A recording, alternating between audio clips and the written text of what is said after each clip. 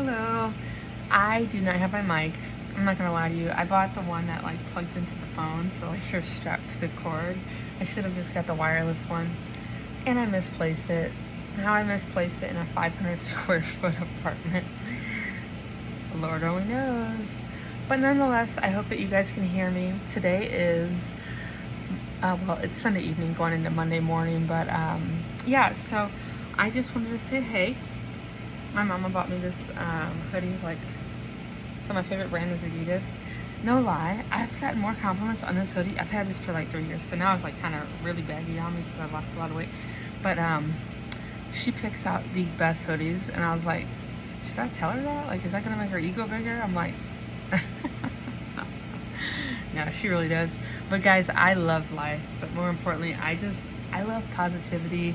We speak about this every single time, and it's not going to change.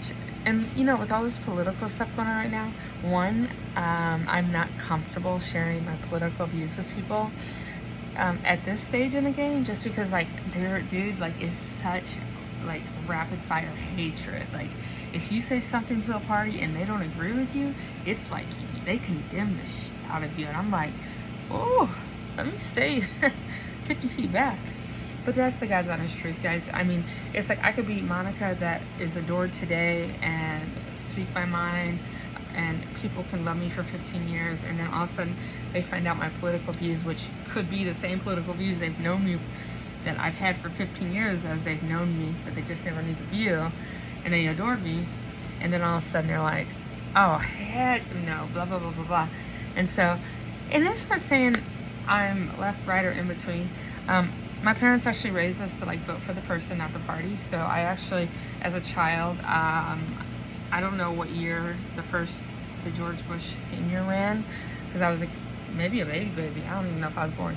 But my parents voted for him, which was Republican, and then they voted for Bill Clinton, which was Democrat, and then they voted for Ross Perot, which was, what was he, third party? I get confused between third party and Green Party, but they really did. They instilled, like, I remember, I mean, I've been in church my whole life since I was a kid, Sunday school, all of those things, and we were born and raised non-denominational Christian. A lot of Christians don't realize that when you say, oh, are you a Christian? Like, no, I'm a Catholic. Are you a Christian? No, I'm a Baptist. I'm like, so I took world religion in college, and Christianity, we are all Christians. There's all these denominations, Lutheran, Catholic, Pentecostal. I was actually at age 18 baptized in a Pentecostal temple, and it was the most amazing experience. I felt light as a feather, and I swear I probably weighed like 150. I don't know, maybe 180. I was bigger. And all I remember was they put you all in white, and they take you to this water, the holy water. And this man's like 6'5", maybe Shaquille O'Neal size, I don't know, but he felt like a giant. And all of a sudden he goes to lay me down. I just said, oh, Father, please don't have him drop me. And when I went down, the most mesmerizing thing was I came up, I felt light as could be. Like, I felt like Jesus took all those pounds off me. And it was just so surreal. And I still have my baptismal certificate because that means so much to me. But nonetheless, my parents they raised us like, hey, be honest, you know, do right by others, and believe in Jesus. Literally, those were the three components. Aside from, you know, everything else in the world, like and they never imposed political views. Like, you hear so many parents now, like, just putting their children in the mix with their politics and all this.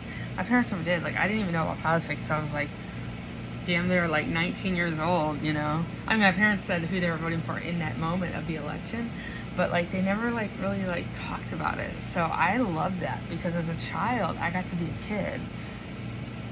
What's that slogan, where a kid could be a kid?